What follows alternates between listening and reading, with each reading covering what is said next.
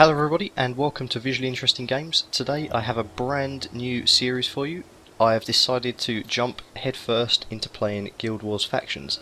So I recently got into the original Guild Wars series again about 2 weeks ago, and since then I have been dying to sort of jump on this game and probably do a series. I've decided to sort of skip Prophecies because I'm doing that by myself, but I thought that Factions is one that I'm not 100% familiar with. I've completed Factions, I've completed Prophecies, Factions and Nightfall and Eye of the North before, and put quite a lot of time into the game, but I've never really been too knowledgeable of Factions and the missions and all that kind of stuff, so I thought it would be a nice interesting one to do. I'm playing as a ranger. There she's, a female ranger I decided to go with this time. Nice little hairstyle she's got going on there. Anyway, so we're going to begin by taking this quest, which is Locate Sujin. So search Sunqua Vale for Sujin. Rangers must hone primal survival instincts that have lain dormant for generations. This means living in perfect harmony with nature. Sujin, my assistant, will provide the initial training to help you achieve this. Look for him in Sunqua Vale. Okay, so Factions has a bit of a kind of Asian sort of theme, sort of like a kind of Chinese-y, Japanese type of theme going with it. That's kind of what separated it from the other ones. Just picking up a few other quests here as well. So this forming a party quest, let's have a look at this. Invite a henchman into your party. Okay, so this was kind of a feature of the original Guild Wars, and it's quite useful now that there is quite a few people playing it, is these Henchman Npcs, which allow you to have a party of various different types of people, but it just allows you to have a party without the requirement of having other sort of people, real people players, coming with you. So let's step outside into Sunqua Vale. Okay, so here we are. Here's our NPCs. They're going to help us battle anything that comes our way. Oh, this is Ludo, so talk to him to get our reward. Factions was actually the easiest for leveling up out of all of the different campaigns. It gives you a lot of experience for these sort of early quests, and because of that I'm going to try to go for the survival. Where is it? Let's have a look. I believe there is a survival title track. I probably haven't got to it actually because I haven't leveled up again, but there is a survival title track where you got to get a certain amount of experience before like dying, and that amount of experience I believe is something like 140,000, which should get you up to level 20. So the idea of this is to try and get to level 20 without dying. If I do die, then it's not the end of the world, but hopefully that isn't going to happen. It's been a long time since I played a ranger in Guild Wars 1. I started Prophecies again and I went as a Necromancer. Again, that's Necromancer and Ranger, my two favourite kind of professions to go with. Something else that you may notice is that in Guild Wars 1 you can only play as humans. You don't get Char, Azura, Sylvari, Norn or anything like that to play with. Which at the time it didn't seem too much of a problem. It was an enjoyable game, but I think that now, since playing Guild Wars 2, I kind of feel like it would be really nice to be able to play as another race as opposed to just human. Let's see if this guy Ronsu up here has any quests to give. Nope. Something else about this, you got quite a large sort of zoom out, but also something that is really lacking in number 1 is, let's just kill this manted drone first of all. It's the first person view that you can go into. So you can go into first person view, turn off your HUD, and you can easily see, get nice screenshots and stuff, which I don't really understand why they didn't add that in, to be quite honest, because it's a really nice feature and it seems to almost be a step back not to include that within the second game. At the moment, as a ranger, I don't really have too much energy. 3 shots of this power shot, and I've basically used my whole energy bar up. Oh, hello. There's a boss there, level 6. I don't want to attack that, do I? Okay, so Headmaster Gariko sent you to me. Well, I was just about to go out collecting gold to save the endangered blue scale, but I suppose a new student takes precedence. We'd better get started on your training then, so I can get back to it. Those blue scale will not save themselves. Okay, so 100 experience there. Okay, so this is the... we've got to free the rabbits for him. Okay, so where are the rabbits then?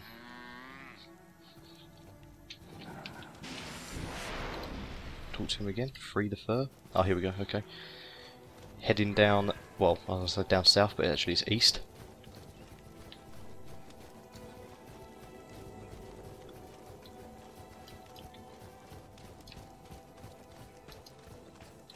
Alright, let's see what happens here. I bet we get attacked by something. Alright, there's one gone. How many are there that we've got to free?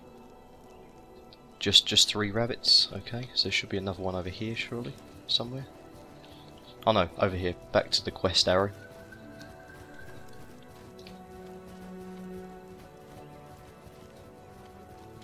It's quite a different kind of style, this Guild Wars 1 compared to Guild Wars 2. In Guild Wars 2 you don't have an energy bar to be able to do things, you just have like cooldowns and things like that, but you can cast as much as you kind of want.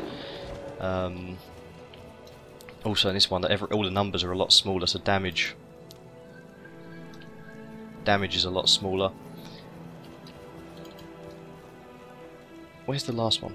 Wait, do you smell that? I think something has caught the rabbit's scent and is coming for a closer look. Get ready to fight. So what is that then? Is it this thing here? A hungry kappa.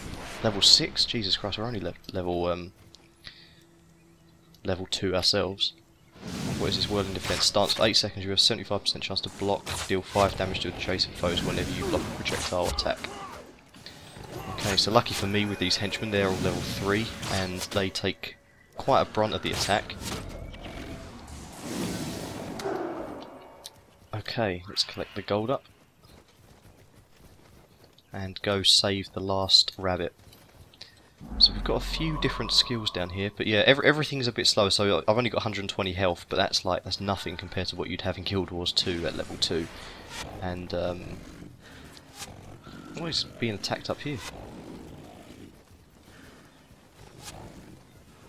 So it might be a little bit odd for you guys if you're used to Guild Wars 2 coming and watching this and just seeing a completely different system. But you soon get used to it, and it's quite a good game. In fact, I think I prefer this to Guild Wars 2. I'm just going to throw that out there now. I really enjoy Guild Wars 2. I love Guild Wars 2, but this one I've got so much more staying power with this game. Something else that you'll notice as time goes on, actually as well, is the fact that you don't have tons of waypoints on the map. You can literally, all you can do is waypoint to the towns. So within Sunkwell Vale, I can't just teleport. I have to walk everywhere that I want to go. And also, I guess you could say this is kind of tutorial island. This whole region here is almost a tutorial, and you could get to level 20 before we even get onto the mainland. And level 20 is the max level in the game. Another feature of this is that you see these blue and red lines. This is like the Kurzik and Luxon borders. And what it means is that you either go into a Kurzik or a Luxon faction, and you join up in a guild, and within that guild, the guild can go into an alliance, and alliances can actually claim towns for themselves. So your alliance could actually own a town within the map, and you get better rewards, and you don't have to spend as much money in those areas on certain things.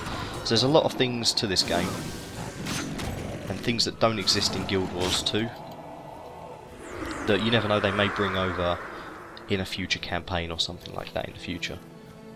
Okay, so we've got to go into Kenya province. We may be advancing quite far now for the amount of points we actually have. This is the sort of skill panel. I haven't really got any skills at the moment, as you can see. They'll unlock doing various quests as we go on. But also you can buy new skills. They'll cost like 100 gold each, something like that, and 1 skill point. Skill points can be gained by leveling up, completing missions and things.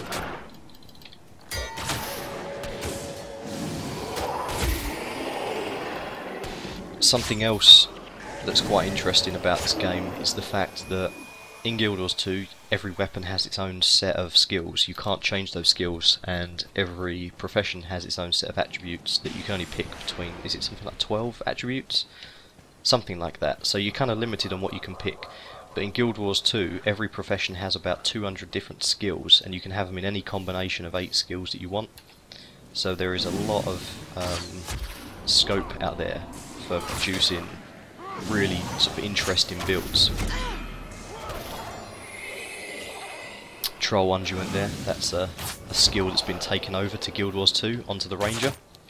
Definitely the best Ranger skill there, healing spell there is in this game, and I would say Guild Wars 2 as well. Gives me +3 health regeneration.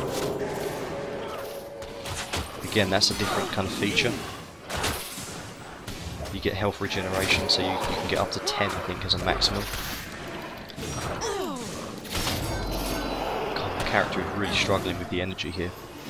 I think I need to put some points into, I think, expertise, which makes the actual cost of them reduced considerably. Let's have a little look. So, Beast Mastery increases the damage dealt by your animal companion and its chance to inflict a critical hit. Expertise. For each rank of expertise, the energy cost of all your attacks, rituals, touch skills and ranger skills are decreased by 4%.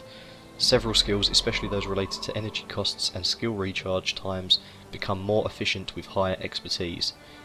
So Wilderness Survival just increases the ability of wilderness survival things such as Troll Unduant, and Marksmanship increases the damage we do with bows and the chance to inflict a critical hit when using a bow. Okay, so for now we're going to put it on expertise, our 5 points that we've got there.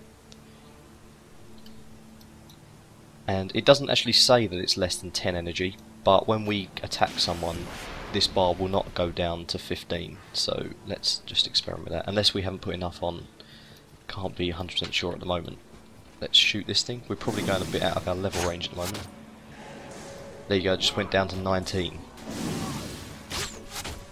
So that's much more useful. I think that before we get involved with going into the Kenya province, we should go back to Xingzhe Monastery and we will look around, see if there's any other quests around here, because if I remember rightly there are a few people that want things being done. Not up here, there isn't. But level 3 is definitely too low a level to be going out into areas where there's going to be like probably up to level 8s and 10s maybe in that the Kenya province.